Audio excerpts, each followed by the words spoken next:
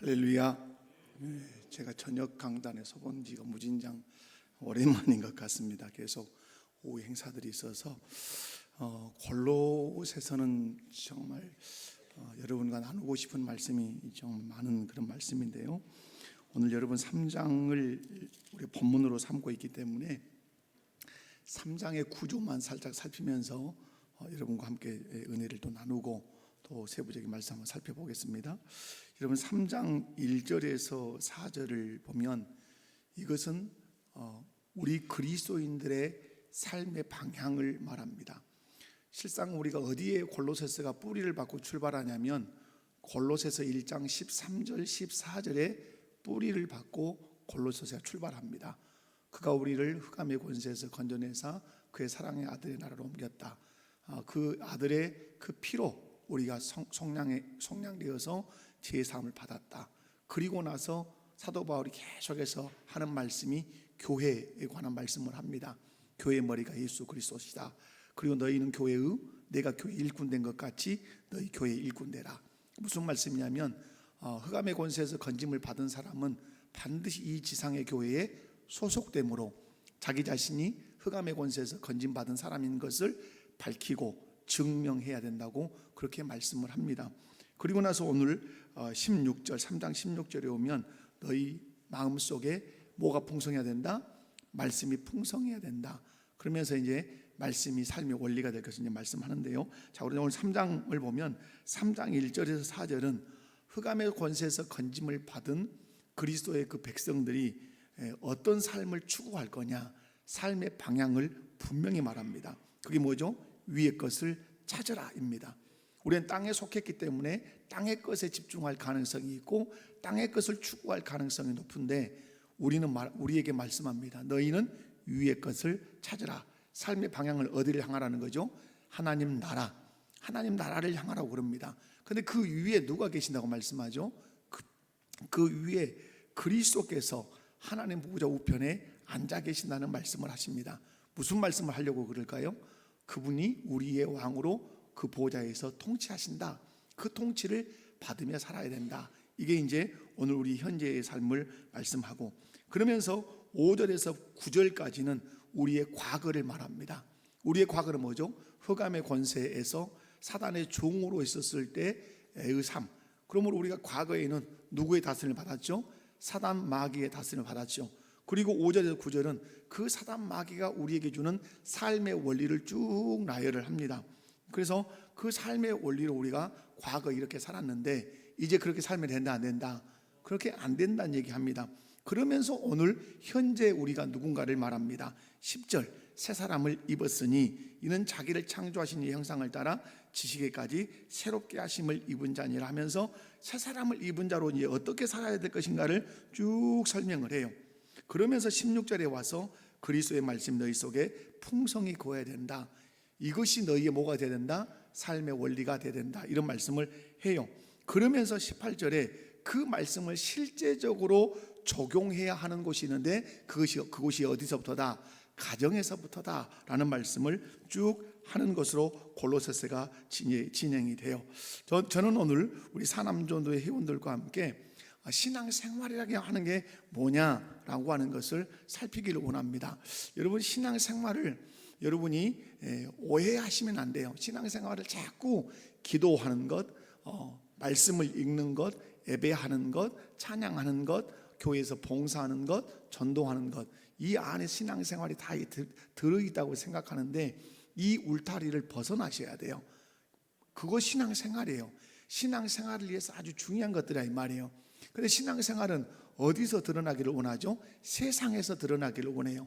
그럼 마태복음 5장에서 예수님께서 뭐라고 말씀하죠? 너희는 세상의 소금이고 세상의 빛이다 이렇게 말씀해요.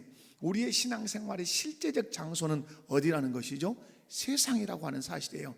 세상 속에서 살아내야 된다는 거죠. 그래서 여러분 신앙생활을 저는 여러분 좀 유치하게 들으실지 모르지만 늘 말씀하는 게 그런 겁니다. 주차도 뭐다? 신앙생활이고 자기 아내를 성경적으로 대하는 것도 신앙생활이고 직장에서도 여러분 직장 상사면 직장 부하들을 바르게 대하는 것도 신앙생활이고 근데 제가 왕왕 들어보면 아주 직장 생활하면서 아주 죽을 연금을 받다, 전라도 말로 아주 죽을 뻔했다, 너무 힘들었다. 근데 위에 상사가 어느 교회 아주 권사님인데 지독히도 그 교회에서는 충성한다고 하는 권사님인데 갈구기는 아주 너무너무 힘들게 하는 사람이다. 또 어떤 분은 장로님인데 교회에서는 엄청 잘한다고 소문이 났는데 직장에서는 너무너무 부하 직원들을 괴롭게 하고 힘들게 하는 그런 분이다. 이게 뭐예요? 이건 뭡니까? 신앙생활 잘한다는 겁니까? 못한다는 겁니까? 못한다고 하는 거예요. 그런 의미에서 여러분, 오늘 신앙생활이란 제목으로 몇 가지 말씀을 살필 때 우리 사남전도 회원들과 우리 목복교 성도들이 말씀을 통해서 은혜 받고 정말 바른 신앙생활 할 수 있기를 주님의 이름으로 축원합니다. 여러분, 첫 번째 신앙생활이란 예수님의 다스림을 받는 것이에요. 한번 따라서 봐요. 신앙생활이란 예수님의 다스림을 받는 것이다. 우리가 신앙생활하면서 놓치지 않아야 되는 것이 있는데, 신앙생활하면서 저도 많이 강조하는 부분이 뭐냐면 예수 믿고 죄 사함 받아 천국 백성 되는 것, 많이 강조하죠. 오늘 주일 낮에도 이 부분을 말씀을 드렸죠. 십자가에 죽으신 건 죄를 위함이요 부활하신 것은 우리의 의를 위함이다.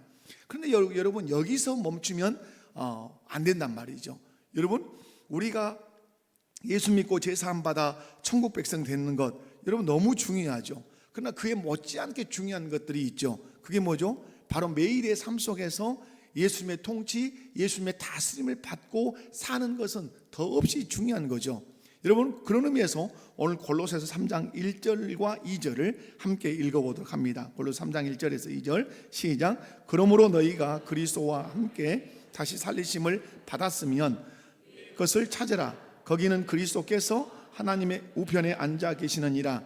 위의 것을 생각하고 땅의 것을 생각하지 말라. 아멘. 이 말씀은 제가 서두에 말씀드린 것처럼 우리 신앙의 방향성을 말해요. 우리의 신앙은 어디를 향해야 된다? 천국, 하나님 나라 위를 향해야 된다, 이 말이에요. 다시 말해서 성도들이 땅의 것인 세상의 것에, 세상의 가치에, 세상의 욕망에 얽매이지 않고 위의 것, 하나님 나라의 그 가치와 그 영광을 바라보면서 살아야 된다는 사실을 골로새서를 통해서 많이 우리 주님이 강조하세요. 예수님의 다스림을 받으며 위의 것을 추구하는 신앙생활을 하기 위해서는 아주 중요한 것 하나가 있어요.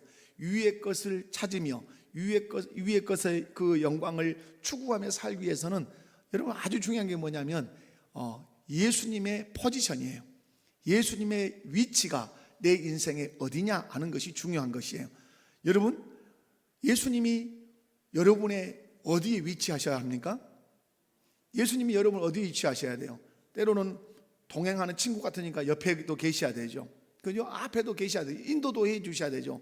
그럼에도 불구하고 여러분 예수님의 포지션이 여러분의 인생에 어디에 놓여야 합니까? 마음 중심에 놓여야 합니다. 믿으시면 아멘 합시다. 여러분, 예수님의 포지션은 내 마음 중심, 왕의 자리에 예수님이 위치하셔야 돼요. 이 위의 것을 추구하며 하나님께 영광을 돌리는 신앙생활을 하려면, 그래서 누구의 위치가 중요하죠? 내 위치가 중요한 것이 아니라 예수 그리스도의 위치가 중요해요. 내 마음 중심에 예수님이 왕으로 삶의 주관자로 서 계시느냐, 아니면 아웃사이드에 밀려 있고 내가 삶의 주관자로, 내가 삶의 주인으로 내 마음 중심에 내가 있느냐, 이건 너무 중요한 거죠. 여러분, 이것은 습관적으로 확인하셔야 돼요.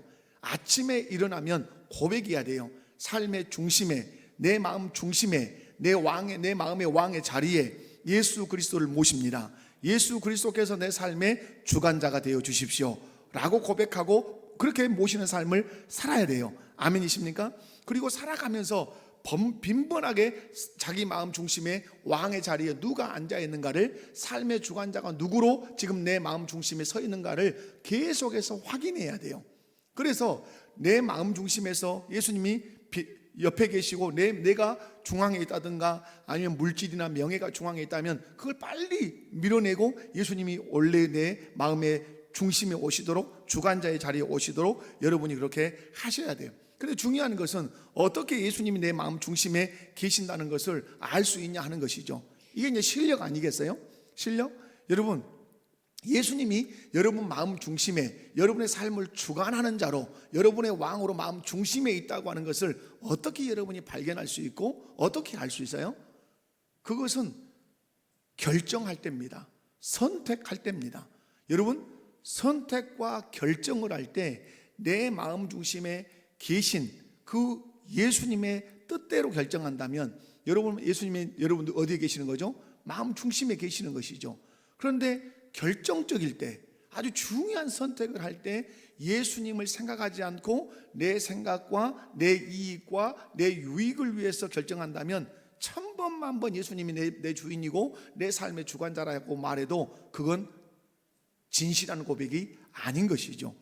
무슨 말을 하든 무슨 결정을 하든 누구를 생각해야 돼요? 예수님을 생각해야 돼요. 여러분, 똑같이 아내를 사랑할 수 있어요. 제가 장혜숙 씨라고 하는 제 아내를 사랑할 수 있어요. 그러나 여러분, 다른 예수 안 믿는 사람도 자기 아내를 사랑할 수 있어요. 그러나 사랑하는 개념이 다를 수 있어요. 저는 누구를 생각하면서 아내를 사랑할까요? 저에게 아내를 허락하시고 또 나로 하여금 남편이 되게 한 그 예수님을 생각하면서 아내를 대하는 거예요. 아내는 연약한 그릇이니까, 함부로 손대거나 함부로 하면 깨지기 쉬운 연약한 그릇이니까 폭언도 하면 안 돼. 그죠? 마음에 깊은 상처를 남겨서도 안 돼. 누가 그렇게 하라고 하셨습니까? 주님이 그렇게 하라고 하셨으니까. 육두문자라는 것은 쓰려고 생각해서도 안 돼. 왜? 내 안에는 연약한 그릇이라고 우리 주께서 말씀하셨어. 그러므로 또한 그리스도께서 교회를 사랑하신 것 같이, 그리스도께서 교회를 위해 자기를 주심 같이 희생하며 아내를 사랑하라 했으니까 최선을 다해서 아내를 위해서 희생하고 헌신하는 사랑을 해야 돼. 누구 생각하면서 그렇게 하는 거죠? 예수님 생각하면서 그렇게 하는 거예요. 그러면 주님은 어떻게 말씀하죠? 내가 너의 왕이 맞다. 내가 너의 삶의 주관자가 맞다. 너는 네 마음 가운데 나를 주관자로, 나를 주인으로 모셨다. 그렇게 인정하죠. 그래서 세상 사람도 똑같이 잘할 수 있어요. 희생하고 헌신하고 똑같이 할 수 있단 말이에요. 그러나 그 사람은 하나 빠진 게 있어요. 누가 없죠? 예수님이 안 계신 거예요. 예수님을 생각하지 않고 해요. 그거 뭘로 하는 거죠? 자기 감정과 자기 정욕을 따라서 해요. 그래서 이 사람이 하는 것은 그래서 선이 될 수 없는 거예요. 제가 예수님을 생각하면서 아내를 대하는 것은 선이 되는 것이에요. 왜? 예수님의 통치를 받았기 때문에 그런 것이에요. 사랑하는 성도 여러분, 그러므로 여러분이 오늘 신앙생활할 때 예수 믿고 제사함 받아 천국 가는 것 중요해요. 그러나 이것은 신앙생활의 시작이에요.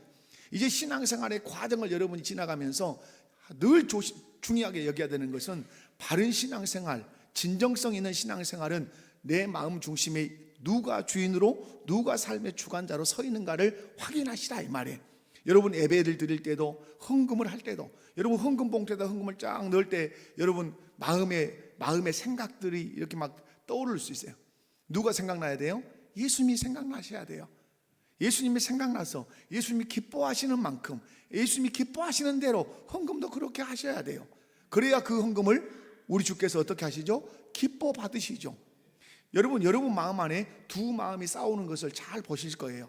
바울 사도는 그것을 고백했어요. 내 마음에 두 법이 맞서 싸우는 것을 내가 본다 했어요. 여러분, 우리가 죄를 지으려고 할 때 한쪽 마음이 막 건드려요. 그렇게 하면 안 된다고 말해요. 그죠? 근데 또 안 된다고 돌아서려고 하면 또 다른 마음이 해도 된다고 막 충동질을 해요. 이 두 갈림길에 우리는 늘 서서 늘 뭐 하면서 하는 거죠? 선택의 연속으로 살아가요. 그 선택의 연속 속에 누가 영향력을 끼치셔야 되죠? 내가 주인이라고 인정하고 왕이라고 인정하고 삶의 주관자라고 인정하시는 그 주님이 내 결정에 영향력을 결정적으로 끼치셔야 돼요. 그래서 그 결정 하나하나를 선택하며 걸어갈 때 우리 주님은 영광을 받으시고 우리 주님은 은혜를 베푸시는 거죠. 신앙생활이라고 하는 것은 예수님을 구주로 믿는 것으로 끝나는 것이 아니에요. 그건 신앙생활의 시작이라고 제가 말씀을 드렸어요. 바른 신앙생활은 예수님을 나의 주인으로 온전히 모시고 예수님이 원하시는 선택을 하고 예수님이 원하시는 결정을 하면서 인생의 걸음 하나하나를 걸어나가는 것, 이것이 무엇이다? 신앙생활이에요. 여러분 어떻습니까? 삶의 여러분 많은 결정해야 될 때가 있단 말이에요. 수요일이 되면 너무 피곤하니까 집에서 그냥 쉴 거냐, 교회 갈 거냐. 그때 누구를 생각해야 돼요? 내 삶의 주인이신 예수님을 생각하셔야 돼요. 11조를 해야 되는데 지금 살림이 너무 쪼들려. 그러면 11조를 할 거냐 말 거냐 갈등이 옵니까 안 옵니까? 여러분 와요. 저는 이렇게 헌금 이렇게 보고를 받으면 정말 하나님 앞에 한 번도 빠지지 않고 감사하고 기도하는 거. 성도님들 보면 너무너무 대단하세요. 우리 성도님들 보면 참으로 이렇게 목진 11조를 이렇게 목지게 감사를 이들이 하시는구나. 그런데 저는 확신해요. 왜 했을까요? 주님을 사랑하니까, 하나님을 사랑하니까. 그래서 눈물겨 올 때가 있어요. 정말 눈물겨 올 때가 있어요. 이분들이 이렇게 하는 것 눈물겹죠. 그런데 분명하게 확신하는 것은 여러분이 뭐 때문에 하는 거죠? 안 하면 벌 받으니까 11조 하십니까? 그거 아니죠. 내 삶의 주관자, 내 삶의 주인, 내 삶의 통치자는 누구시니까? 우리 주님이시니까 그 주님께 기쁨이 되기 위해서 그렇게 하는 것이죠. 결정할 때 우리 안에 갈등이 있지만 내 인생의 주인이 주님이시라면 주인이 기뻐하시는 그 결정을 여러분이 하셔야 된다 이 말이에요. 이것이 어떤 것이나 바른 신앙 생활이다. 우리 목포교회 사남들도 회원들과 성도님들은 예수님의 다스림을 받으며 신실하게 신앙생활 하시기를 주님의 이름으로 축원합니다. 그러기 위해서 삶의 순간순간 누구의 포지션을 확인하자? 예수 그리스도의 포지션을 확인하자. 어디에 계셔야 한다? 내 마음 중심에 계셔야 된다. 그분이 내 결정에 절대적 영향을 끼치셔야 된다. 그분이 내 삶의 주관자 역할을 반드시 하셔야 된다. 그래야 주님이 기쁘시게 하는 바른 신앙생활하는 성도가 될 수 있다 이 말입니다. 두 번째로는 신앙생활이라고 하는 것은 그리스도의 평강이 마음을 주장하게 하는 거예요. 오늘 15절 말씀을 보면 그리스도의 평강이 너희 마음을 주장하게 하라 이렇게 말씀해요. 여러분 평강이라고 말하지 않고 그리스도의 평강이라고 그랬어요. 그리스도의 평강이라는 것은 하나님과의 관계를 통해서 누리는 평강, 샬롬 그런 거예요. 여러분 원래 우리는 하나님과 원수된 관계였어요. 하나님과 원수된 관계일 때는 우리 마음에 평강이 없어요. 잠깐의 임시적인 어떤 평화를 맛보고 그런 평강을 맛볼지 모르지만 하나님이 주시는 진정한 평강은 없다 이 말이에요. 왜? 하나님과 원수되었기 때문에 영적인 불안함이 있고 심리적 불안함이 있고 삶의 불안함이 있어요. 여러분 하나님이 없는 사람은 미래가 불안해요. 무엇을 먹을까? 무엇을 마실까? 무엇을 입을까? 염려하는 이유가 뭐죠? 미래가 불안하니까 그래요. 그런데 우리는 불안하지 않아요. 이유는 뭐죠? 미래를 책임지실 하늘 아버지 천부가 우리에게 계세요. 무엇을 먹을까? 무엇을 마실까? 무엇을 입을까? 염려하지 마라. 들의 백합화를 봐라. 참새를 봐라. 하물며 너희일까 보냐. 아멘. 여러분 하나님이 없는 사람은 근본적으로 그래서 불안하게 돼 있어요. 평강이라고는 찾아볼 수 없게 돼 있다 이 말이에요. 여러분 하나님과 원수로 살 때 그 사람들의 삶의 원리가 어떤 건지 오늘 5절에서 9절이나 3장 5절에서 9절 말씀을 함께 좀 길게 한번 읽어보면 시작. 그러므로 땅에 있는 지체를 죽이라. 곧 음란과 부정과 사욕과 악한 정욕과 탐심이니 탐심은 우상 숭배니라. 이것들로 말미암아 하나님의 진노가 임하느니라. 너희도 전에 그 가운데 살 때에는 그 가운데서 행하였으나 이제는 너희가 이 모든 것을 벗어버리라. 곧 분함과 노여움과 악의와 비방과 너희 입에 부끄러운 말이라. 너희가 서로 거짓말하지 말라. 옛사람과 그 행위를 벗어버리고 새 사람을 입었으니. 아멘. 여러분 여기서 지금 가르쳐주는 게 뭡니까? 지금 너희는 흑암의 권세에서 건진받아 그의 사랑의 아들의 나라로 옮겨져서 소속과 신분이 완전히 바뀌었다. 그러므로 너희의 삶의 방향성은 어디여야 된다? 하나님 나라여야 한다. 하나님 나라가 너희의 삶의 방향성이라면 너희를 다스리는 분은 누구셔야 된다? 예수 그리스도셔야 한다. 그러므로 삶의 현장에서 날마다 확인해야 되는 건 뭐다? 예수님의 위치가 네 삶의 어딘가를 날마다 확인해야 된다. 근데 너희가 잘 알아라. 과거의 너희의 삶의 원리가 무엇이었냐 하는 걸 오늘 바울 사도가 오늘 골로새서 3장 5절에서 9절을 통해서 쭉 말씀을 해요.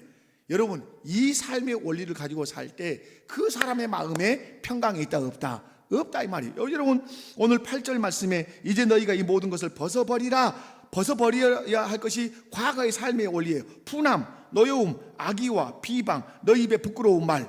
여기에 평강이라고 하는 것이 깃들 자리가 있습니까? 설 위치가 있습니까? 없습니다. 이 말씀은 뭡니까? 예수 그리스도와 하나님, 예수 그리스도를 통해서 하나님과 화목되기 전 하나님과 원수된 우리의 관계는 평강이라고 하는 것은 찾아볼 수 없다 이 말이에요. 그런데 여러분 예수님께서 어떻게 하셨습니까? 우리와 하나님과의 그 원수된 관계를 화목하게 하셨어요. 어떻게? 자기 자신이 어떤 제물이 되셔서 친히 화목 제물이 되셔서 십자가 위에서 죽으심으로 하나님과 원수된 우리의 관계를 화목하게 하셨어요. 하나님과 화목하게 된 이후부터 우리에게는 뭐가 있는 거죠? 평강이 있는 것입니다. 하나님의 샬롬이 있는 것입니다. 밥이 없어도, 먹을 것이 없어도, 마실 것이 없어도 평강을 누릴 수 있어요. 이유가 무엇입니까? 나는 알아요. 나는 나를 보호하실, 내 미래까지 책임지실 누가 계시죠? 천부가 계세요. 하늘 아버지가 계신단 말이에요. 그러면 내 마음에 뭐가 있는 거죠? 평강이 있는 거죠. 여러분, 왜 염려한다고 그러죠? 저는 자꾸 이 말씀 드렸어요. 왜 여러분 마태복음 5장에 7장을 읽어보면 염려하지 마라 그러죠? 염려는 누가 하는 거라고 예수님 말씀하셨어요? 염려는 누가 하는 것이라? 이방인들이 하는 것이라. 그럼 이방인이 누구냐라고 정의할 때 이방인의 특징은 고아예요. 고아. 이방인의 특징은 뭐라고요? 고아. 고아라는 말은 뭐예요? 누가 없다는 얘기예요? 아버지가 없어요. 아버지가 없으면 자기 삶을 누가 주관해야 되죠? 자기가 주관해야 돼요. 삶을 누가 책임져야 되죠? 자기가 책임져야 돼요. 아버지가 없으니까 항상 불안한 거예요. 그래서 항상 그는 해야 할 것이 있어요. 염려해야 되는 거예요. 무엇을 먹어야 되는지, 무엇을 입어야 되는지, 무엇을 먹어야 되는지 늘 염려해야 되는 거예요. 그러나 아버지가 있는 자식은 염려하지 않아요. 왜? 먹을 것을 누가 책임지니까? 아버지가 책임지니까. 마실 것과 입을 걸 누가 책임지니까? 아버지가 책임지니까. 아버지가 책임진다고 하는 이 믿음을 가지면 그 사람은 염려하지 않아요. 염려하지 않으니까 대신에 염려는 없고 마음에 뭐가 있는 거죠? 평강이 있는 것이죠. 이것이 바른 신앙 생활이에요. 여러분, 예수를 믿으면서도 마음에 염려가 꽉 차 있는 사람이 있어요. 아주 작은 것 하나 때문에 염려해서 잠을 못 자는 분들도 계세요. 성격이라 그러지만 저는 믿음이라 봅니다. 믿음이에요. 그것은 믿음. 여러분, 이 사무엘이 있습니다. 이 사무엘이 여러분, 저는 지금까지 살아오면서 저희 집에 쌀을 걱정해 본 적은 없습니다. 엄마 쌀 떨어지면 어떨까? 기도해야 되는 거 아니야? 이런 말 해본. 여러분, 왜 그럽니까? 당연히 그건 누구 책임이라고 보는 거죠? 아빠의 책임이라고 보는 것이죠. 여러분이 예수를 믿으면서도 미래에 대해서 불안하다, 삶에 염려가 너무 많다, 여러분, 그것은 죄송한 얘기지만 어떠해야 할 거리죠? 여러분, 회개해야 될 거예요. 염려가 많다는 것은 어떤 반증이죠? 내 믿음이 약하다는 반증이에요. 누구를 못 믿는 거죠? 천부를 못 믿는 거예요. 하늘 아버지를 못 믿는 거예요. 하늘 아버지의 능력을 못 믿는 거예요. 그래서 저는 지금 이제 많이 저도 기도하는 것들, 또 우리 아이들에게도 훈련을 그렇게 조금 하려고 하는 것이 뭐냐면, 미래는 누구의 것이다? 하나님의 것이다. 내 미래는 누가 책임질 것이다? 하나님. 여러분, 시편 23편이 그냥 시편입니까? 여호와는 나의 목자시니 내가 부족함이 없으로다. 목자는 누구만 의지하면 되죠? 양은 누구만 의지하면 되죠? 목자만 의지하면 되죠. 여러분, 양이 막 염려하지 않습니다. 목자가 양을 책임지는 겁니다. 사랑하는 성도 여러분, 바른 신앙생활은 하늘 아버지를 의지하는 것이에요. 그러면 여러분 안에 찾아오는 것이 뭐죠? 평강이라고 하는 것이에요. 평강은 단순한 평온이 아니에요. 평강은 십자가를 통해서 화목하게 하신 예수 그리스도의 그 구속의 은혜로 주어진 평화예요. 그러므로 이 평강은 세상이 줄 수 있다 없다? 줄 수 없어요. 오직 그리스도 안에서만 가능한 실제적인 평안이고, 이 평강, 여러분이 오늘 말씀 보면 이렇게 말씀하죠. 그리스도의 평강이 너희 마음을 주장하게 하라. 이렇게 끝나지 않고 그 뒤로 연결됩니다. 너희는 평강을 위하여 무엇으로? 한 몸으로 부르심을 받았다, 이 말이에요. 여러분, 우리가 평강을 위하여 한 몸으로 부르심을 받았다. 하나 되기 위해 부르심을 받았다. 근데 이 평강은 무엇으로만 가능하다는 말씀일까요? 예수님이 우리와 하나님과의 평강을 허락하기 위해서 어떻게 하신 거죠? 십자가 지고 죽으신 거죠. 여러분, 교회와 부부가, 가정에서 부부가, 또 교회가 평강을 이루려면 하나 선택해야 되는 것이 있죠. 그게 뭡니까? 오늘 그리스도의 평강이라고 했어요. 그리스도는 우리에게 평강을 어떻게 주시죠? 십자가를 지고 화목제물이 되심으로 우리에게 평강을 주셨단 말이에요. 그러면 그 그리스도의 평강이 너희를 주장하게 하라. 그러면 우리에게 하나님의 그 평강이 주어지는 건 뭐죠?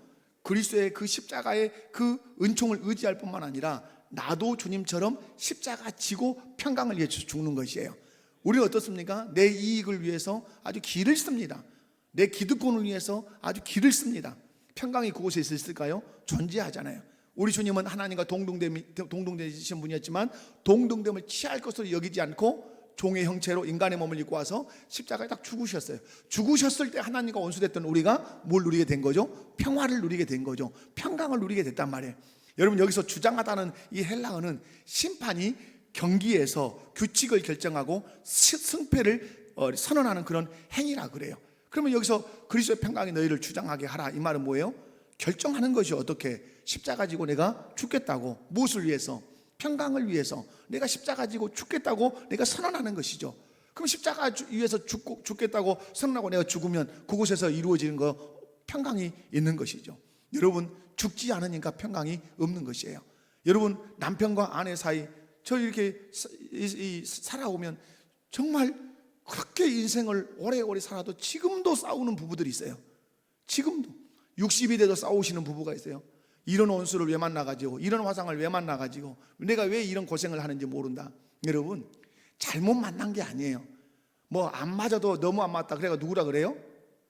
로또라 그래요. 여러분, 성경을, 여러분, 제가 그런데 이번에 우리 규리 신조 결혼식 때 여러분 주례사 했어요. 주례하면서 말씀 전했어요. 거기서 제가 반대 개념을 말했어요. 원래 부부는 맞아야 된다, 안 맞아야 된다? 안 맞아야 돼요. 반대단 말이에요. 반대. 짝이라는 게 뭐예요? 짝이라는 게 맞는 게 짝이, 안 맞는 게 짝이에요? 두 개가 안 맞는 게 짝이에요. 오른손 장갑 두 짝 갖다 주면 쓸 수 있어요, 없어요? 한 짝이면 한쪽은 끼고 다니겠죠. 포개 갖고 두 개 끼고 다니려고요? 그건 아니죠. 그건 온전한 짝이 아니에요. 오른쪽과 왼쪽이 달라야 돼요. 반대해야 돼요. 그래야 짝이에요. 그러니까 여러분, 너무 안 맞다. 진짜 짝이요. 안 맞아도 너무 안 맞다. 어느 짝이라고요? 여러분, 그래서 부부라고 할 때는 마주보고 서다는 의미가 있어요. 이 부부는 어떻게 선다고요? 마주보고 선다는 말은 여기를 보고 여기를 보니까 어디를 보는 거예요? 서로 반대쪽을 바라보고 서 있는 사람이, 그게 부부예요. 근데 여러분, 그 반대적인 성향이 어떻게 되는 거죠? 하나가 되는 거예요.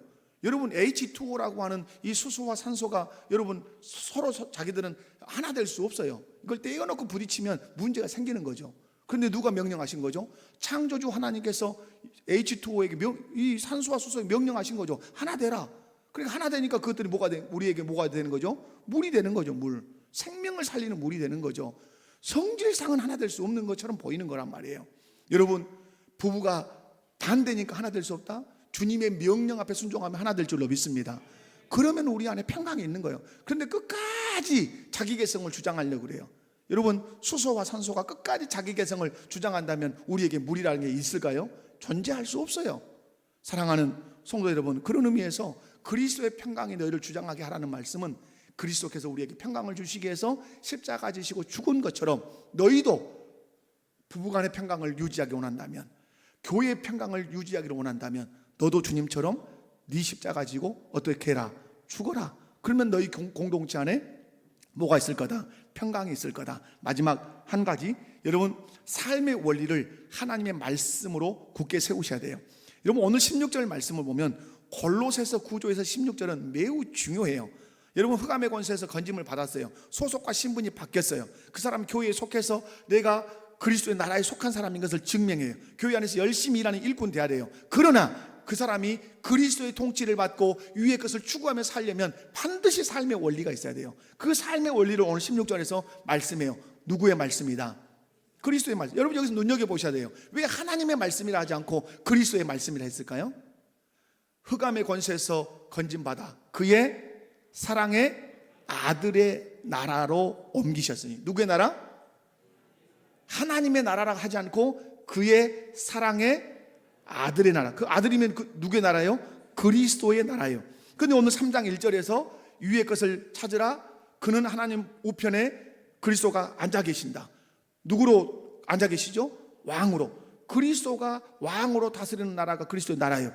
그러면 그리스도의 나라의 법은 무엇이어야 되죠? 그리스도의 말씀이어야 되는 거예요. 그래서 하나님의 말씀이라 쓰지 않고 그리스도의 말씀이라고 쓴 거예요. 그러므로 여러분, 우리가 이제 그리스도의 나라에 속한 사람이 있다면 우리의 삶의 원리는 무엇이어야 된다? 그리스도의 말씀이어야 돼요.